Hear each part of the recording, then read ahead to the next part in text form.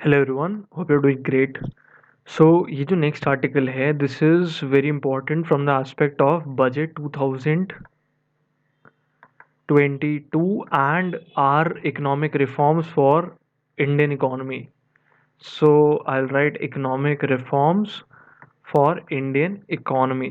So the author has very brilliantly mentioned that what are our expectations and what can happen in the future and what is the current scenario. So as far as the current scenario related है, जिससे as far as current scenario is related, तो the author has written a little bit of pessimistic article, so to say pessimism in the form of कि government के पास already fund नहीं है, and so in that sort of way. So let's read the article, let's understand what the author is trying to say. So the author starts with the economic survey 2020-21 reveals fissures in the economy. Fissures मतलब थोड़े से cracks. High frequency indicators promise India swift bound signs of unequal nature of recovery, economic recovery. तो इन्होंने सबसे पहले बात की है सर्विस सेक्टर की. ठीक है. जो पैंडेमिक के बाद सर्विस सेक्टर है वो प्री पैंडेमिक लेवल्स पे आ रहा है.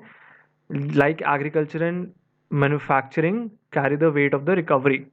Back to the service sector is limping back to pre-pandemic levels as agriculture and manufacturing carry the weight of.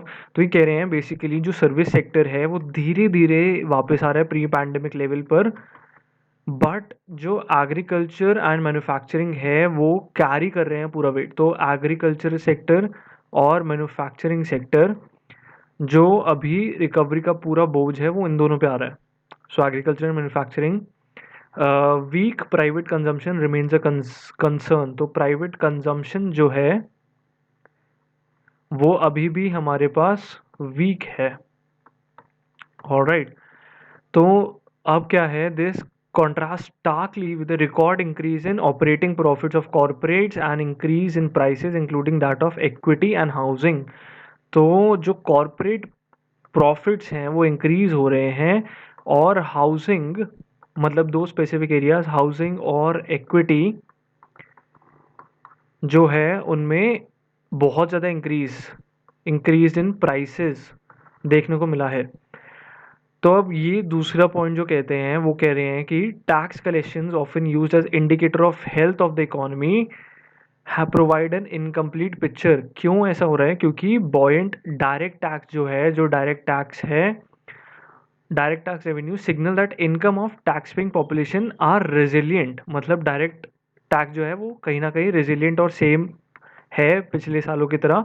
But the impact of pandemic मतलब डायरेक्ट टैक्स वाले जो हैं वो तो रेजिलियंट थे इस पैंडमिक से, बट जो ऐसे लोग हैं जो टैक्स के अंदर नॉन टैक्स पेइंग पॉपुलेशन जो होती है, जो इनफॉर्मल सेक्टर में सपोज काम कर रही है या जो टैक्स ब्रैकेट्स के अंदर ही नहीं आती है, हमें अभी तक ये नहीं पता कि उनके ऊपर पैंडमिक का क्या असर था. मोस्ट प्रोबेबली तो नेगेटिव ही रहा होगा, but it still remains unmeasured. ये एक बहुत बड़ा पॉइंट है कि स्टिल अभी तक अनमेजर्ड है वो पार्ट हमारी इकोनॉमी का. Taxpayer expect relief, whereas the pursuit of ramp up social specters, while there is a pressure of ramp up social sector spend. मतलब जो टैक्स पेयर हैं वो एक्सपेक्ट करते हैं रिलीफ, बट हमें सोशल सेक्टर मतलब जो अभी गवर्नमेंट ने कैपेक्स वगैरह इंट्रोड्यूस किया है वो ही उसे सोशल सेक्टर स्पेंडिंग कहते हैं. वो रैंप अप कर रही है गवर्नमेंट. उसका प्रेशर है गवर्नमेंट के ऊपर इसको बढ़ाने के लिए सोशल सेक्टर स्पेंडिंग को. These competing interests have leave the government in a bind, in a negative way, knowing that well fiscal consolidation is expected of it and no new source of tax can pay for the full cost of recovery. तो अब हमें economy को तो recover करना ही है, ठीक है, but जो टैक्स कलेक्शन है उसके अलावा गवर्नमेंट के पास और कोई ऑप्शन भी नहीं है, मतलब और कोई न्यू एवेन्यूज खुल के नहीं आ रहे हैं. So basically the budget announcement signal growing importance of administrative reforms. मतलब अब हमें एडमिनिस्ट्रेटिव रिफॉर्म्स लाने की ज़रूरत है. And an inordinate focus on the financial sector. मतलब अब हमें फाइनेंशियल सेक्टर पे भी नज़र रखनी पड़ेगी. कैसे कर रही है गवर्नमेंट टैक्स कलेक्शन की? कोई और नई चीज़ है ही नहीं, तो 30% टैक्स लगा दिया इन्होंने वर्चुअल एसेट्स के ऊपर। वर्चुअल एसेट्स जैसे बिटकॉइन और क्रिप्टो करेंसी के ऊपर 30% टैक्स लग चुका है। Capital gains taxes were collected on the transfer of virtual assets, but the policy बहुत एम्बिगुअस थी। अब गवर्नमेंट ने इसको भी स्ट्रीमलाइन कर दिया by bringing clarity to it. Finance bill मतलब आप बताइए, finance bill is nothing but the budget finance bill. Polity में पढ़ा होगा आपने, फाइनेंस बिल होता है जो बजट में प्रेजेंट किया जाता है वोट ऑफ थैंक्स के बाद। Yes, I think vote of thanks के बाद होता है। Has defined virtual assets and prescribes the manner in which the tax will be applied.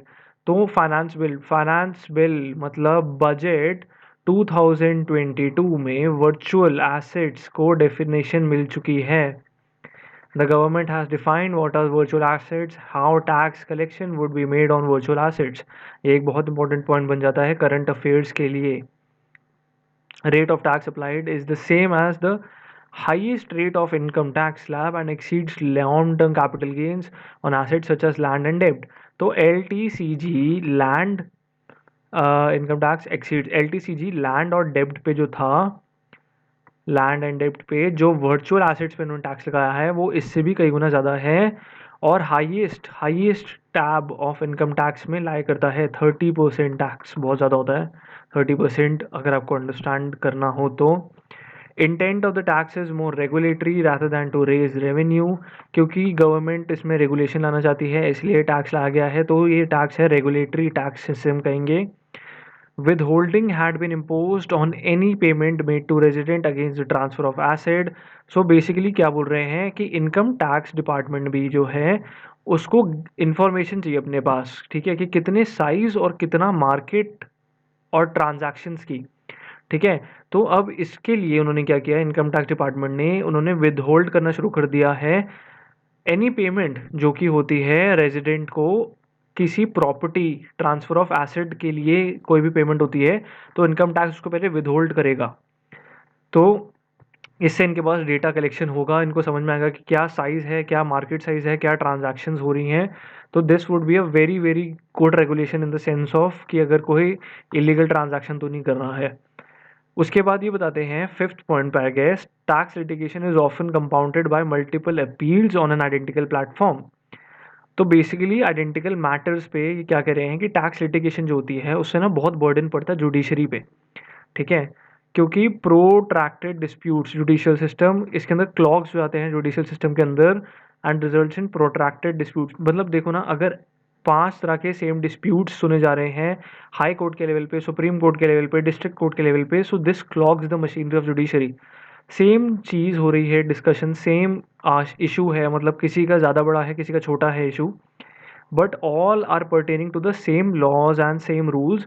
तो ये इशू को बंच करके स्टडी करना चाहिए, बट सिंस ये अलग अलग मैटर्स पे हियरिंग हो रही है तो this is a very problematic situation. अब लॉ क्या है, to deal with the uncertainty the collegium मतलब सुप्रीम कोर्ट, हाई कोर्ट या कोई भी district court can now prevent the income tax department from appealing against an unfavourable order of a tribunal or a high court when a similar matter of law is pending before a high court of the supreme court। तो basically अगर income tax के against कोई appeal हो, income tax के against कोई judgement सुना दिया गया है तो इनकम टैक्स उसको दोबारा अपील में नहीं डाल सकता है अगर वैसा कोई सिमिलर मैटर किसी हाई कोर्ट और द सुप्रीम कोर्ट में चल रहा है। यहाँ पे और होगा आई बिलीव, या फिर high court of the supreme court, if you can make sense of it. तो बेसिकली यही कह रहे हैं कि इनकम टैक्स ज़्यादा बार बार केसेस के लिए अपील ना कर पाए।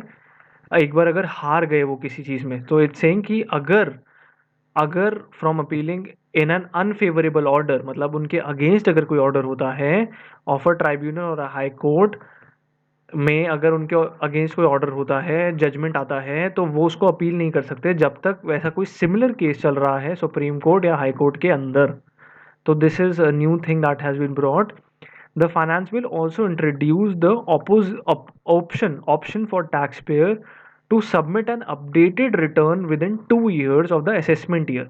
तो मतलब बेसिकली अब इनके पास जो टैक्स पेयर्स हैं उनके पास ऑप्शन है एक अपडेटेड रिटर्न फाइल करने का विद इन 2 years। ठीक है। Tax payer must have an additional tax of 25% on incomes not reported with in 1 year। मतलब 1 साल के अंदर अगर रिपोर्ट नहीं किया तो 25% टैक्स लगेगा इनकम के ऊपर जो इनकम आपने रिपोर्ट नहीं की थी, और 50% लगेगा इनकम जो रिपोर्टेड उसके बाद की हैं आपने। तो 1 साल के बाद अगर आप 1 साल से पहले अगर आप रिपोर्ट करते हैं इनकम तो 25% टैक्स लगेगा। 1 साल के बाद करते हैं तो 50% टैक्स लगेगा जो इनकम आपने रिपोर्ट नहीं की थी पहले। तो अब this is a unique system. अब ये यूनिक सिस्टम क्यों है? क्योंकि where such revision generates a refund और इट्स अंडर स्क्रूटनी। ये यूनिक सिस्टम इसलिए कहा गया है बिकॉज अब आप सोच के देखिए, अगर आपकी इनकम रिवाइज होती है और बढ़ जाती है, सो अगर अनरिपोर्टेड इनकम है कुछ भी है और आपकी इनकम रिवाइज होकर बढ़ जाती है तो आपको ज़्यादा टैक्स देना पड़ेगा। बट अगर आपकी इनकम कम होती है तो मतलब रिफंड होता है, कुछ भी रिफंड है या फिर अंडर स्क्रूटनी है कुछ इनकम आपकी, तो वो रिवीजन नहीं होगा यहाँ पे। Right, there is unique system but not in cases where such revision generates a refund. मतलब अगर रिफंड आ रहा होगा तो वो नहीं होगा। तो this is a very unique system, but ऐसा नहीं होता यूके के अंदर। यूके के अंदर क्या है, अगर आपका रिटर्न भी हो रहा होता है, the system of correcting a return is available in countries such as UK. मतलब यूके में अगर आपका इनकम डिक्रीज होके एक नया रिटर्न बनना होता है तो वो भी बन जाता है। It is unique to India as it does not allow downward revision of income. मतलब आपकी डाउनवर्ड रिवीजन ऑफ इनकम नहीं हो सकती है ये लॉ के तहत। A likely fallout of this change is that taxpayers anticipating higher risk scrutiny may opt for this provision to report undeclared income as a preemptive measure। तो basically बात यही है, अगर किसी को डर लग रहा है, बेसिकली उसको लग रहा है कि बहुत ज़्यादा स्क्रूटनी हो जाएगी उसकी, और बहुत ज़्यादा रिस्क है स्क्रूटनी होने का, तो अगर किसी कोई इस चीज़ से डरता है तो वो अनडिक्लेयर्ड इनकम जो होगी उनकी वो रिपोर्ट करेंगे। And this is what the government actually needs. Tax reform can be tricky during the economic downturn जो अभी चल रहा है फिलहाल। Different sectors have shown divergent responses to pandemic. With limited set of instruments available at disposal, the government has focused more on administrative changes. We told this before as well. Administrative changes की तरफ government जा रही है. The unequal impact of pandemic requires tax policy to be calibrated in the coming years to step up spend and support weak demand.